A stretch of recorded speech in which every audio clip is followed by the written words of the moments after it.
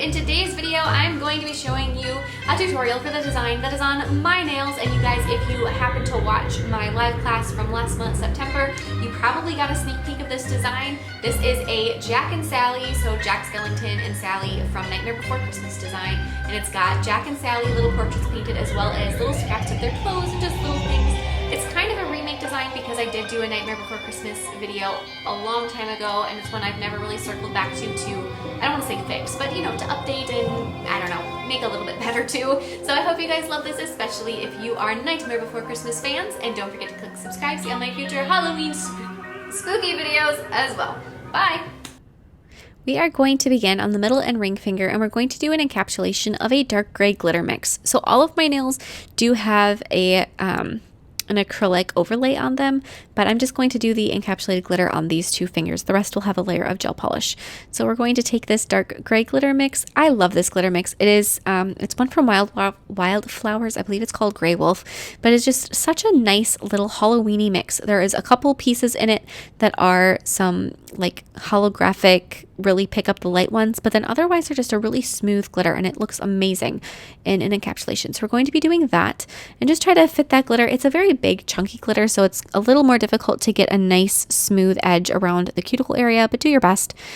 Once you have that done, because this is a glitter, you are definitely going to want to apply a layer of clear acrylic over the top of the whole thing, just to make sure that it is not going to, you know, when you go to file, it's not going to ruin that glitter. So just apply a nice thin layer of clear acrylic over the whole thing, and then call it a day. Once you have all of those done, go ahead and file or buff that one into shape. And then once we're done, we can prep the nail for gel paint by applying a layer of gel base coat. If you are doing a gel paint design on top of acrylic, I would really recommend doing some gel base coat just to get it so that the paint applies smoothly. So now on the middle nail, we're going to be painting Mr. Jack, and we're going to begin with a white gel paint, and we're going to do his head and his neck. So I'm going to start with that slightly not circular head, and then paint his neck going down. Then after that's cured with black gel paint, I'm going to be doing his jacket. One thing about this background color that I chose is that the black details of Jack do not show up all of that well because it is such a dark background color, but it offsets his face so nicely that I think it is worth it. After we have that jacket done, I'm going to be doing some shading on his head with a soft gray, and that one is actually a gel polish, and I will put the links to all of these colors that I'm using for gel in the description box below. They are all from Madam Glam, so if you are somebody that goes through Madam Glam for anything and you're curious, you can definitely look at that. After we have that little bit of subtle shading done on his face, we're going to be doing the white of his shirt and then the little pinstripes on his jacket with that white gel paint. Just go through and add those lines skinny as you can possibly get them. So now I'm going to be doing his facial features with black gel paint, and as you're doing these, use the smallest brush you can find. The one I'm using is it's called the Detail Liner from Madam Glam.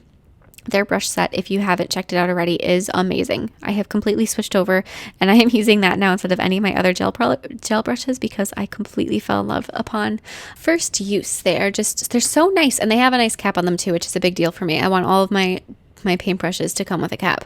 We're going to do his nice little crookedy smile, and then his two eye sockets, and then his nasal cavity, and then you can do some outlines here and there if they need to be. Because of the color of the dark background, you may or may not need to do any outlines, say around his head.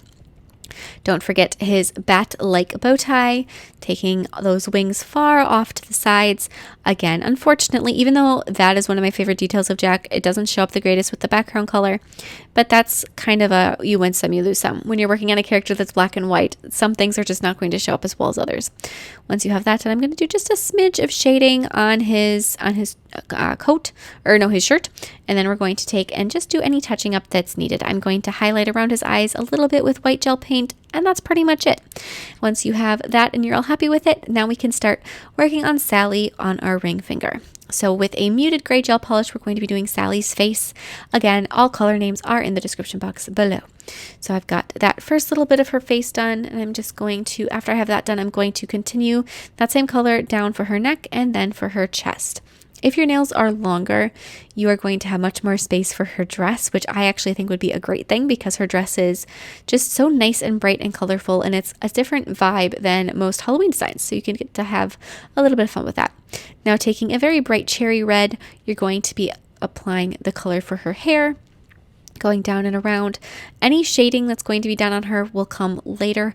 When you're doing all of these are all just the first steps. So when you're, kind of finding their place, it may not be perfect. One thing that happens, sometimes I'll go back through and I'll say perfect the face shape. And that is something that can definitely help if you need to, is just to know that you can go back to your previous colors. I'm going to take, and I mixed a little bit of white in with that original color I used for her face, the green. I'm going to mix that together to create a highlight color to highlight the different areas of her face with, and just go through and just try to bring her to life. Do it layer by layer and just see what you can do. Now I'm going to be doing her dress with the colors with lavender, yellow, and teal.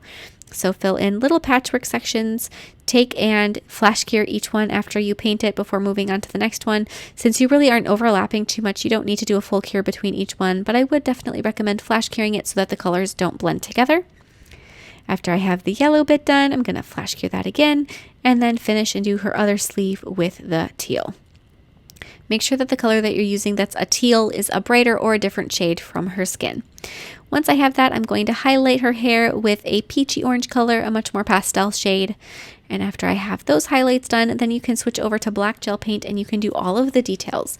So when you're working on these details, take your time, work slowly, don't try to rush it. And I would recommend doing the outlines that are already set in stone, going around her hair, going around her face shape, doing the things that are kind of, there for you already before you do the ones that are a little bit more mysterious, like her eye placement. Right now, her eyes aren't already painted in, and you just have to trace them, but some of these other details are.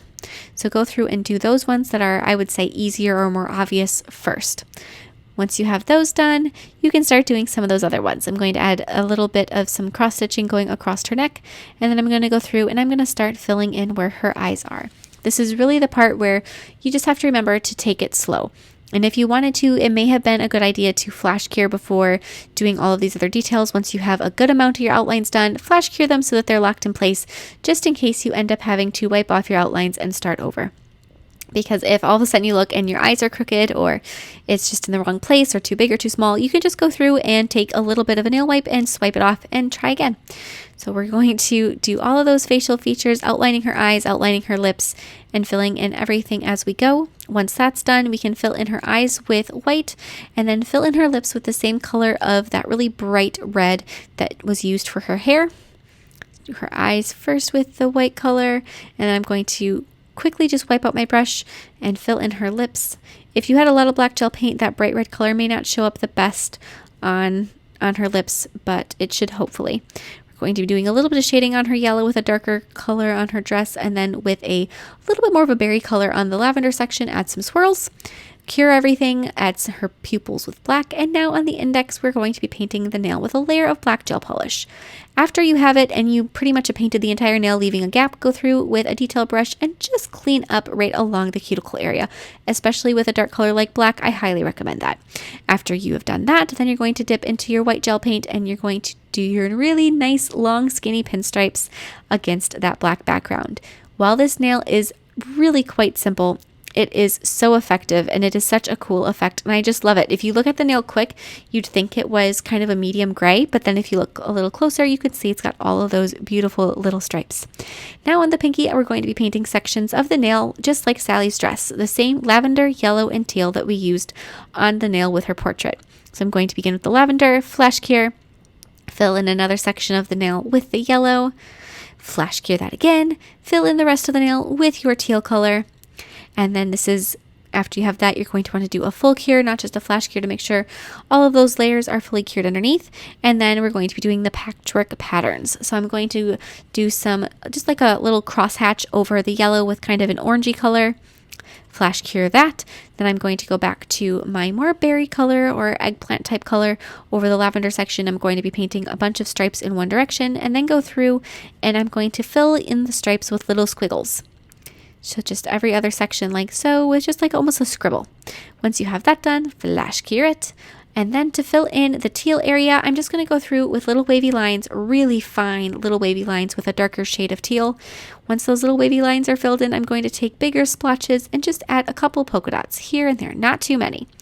Once all of that has been cured, I'm going to go back to my black gel paint and I'm going to outline each of the sections going through.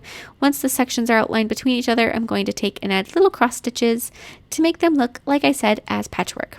Now for the thumb, I'm going to do a plum color, and then after I have that painted the majority of the nail, I'm going to cure it and then apply black gel polish from the cuticle to about halfway down.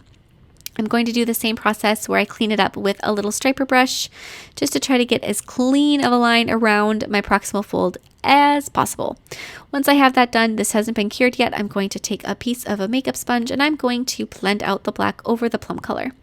Once it's cured, I'm going to take, and with a base of the white gel paint, I'm just going to paint a big circle. So this is going to be a base for the moon. And the reason you're going to start out with white is just because if you went in with yellow, it wouldn't show up nearly as well against the black background. That little white base really helps out. I did first a pale yellow color over it, and then I'm going to go through with a slightly darker, more brighter yellow and try to do a little bit of a highlight around the outer side. And now we're going to be painting Spiral Hill with purple. This is a different shade of purple than what the original plum background color was. So you want one that is a much more blue tone than the original almost kind of pinky purpley color. Once you have Spiral Hill done and it's fully cured, then you're going to go through with some black and add just like a brushed line. It doesn't have to be smooth, but you're going to want to darken the very center of it, kind of dragging that up and around a little bit. So just add some black lines. You want to be more purple on the outside edge. And also with that black, since you have it out, we're going to be painting Jack's silhouette against the moon. I had that line went a little bit too big, so I'm going to clean that up with my brush as best I can. And then I'm going to repaint those lines, fix that up. Like I said before, you can always erase things essentially when you're working with gel products until you cure them. So if you ever want something that you really like and you don't want it to go away for sure, flash cure it so that it's locked in place. Then highlight the edges of the hill with a pastel yellow, the same color you used for the moon. Just kind of give it a little bit of a brightness, a little bit of an outline. It'll really go a long way. That final little detail is vital. So now we're going to be applying a layer of gel top coat over all of the nails. They look so fantastic and they're so Halloween and just so classic. I love them so much. Once all of them have been top coated and cured one final time, this design is done. I hope you guys like it as much as I do. If you are a Nightmare Before Christmas fan, I do have a few videos from the past that I can put links for in the description box below. Like I said in the intro, they aren't up to what I considered my standards to be, but if you are interested, definitely go back and look at those, and I will see you guys next time. Bye!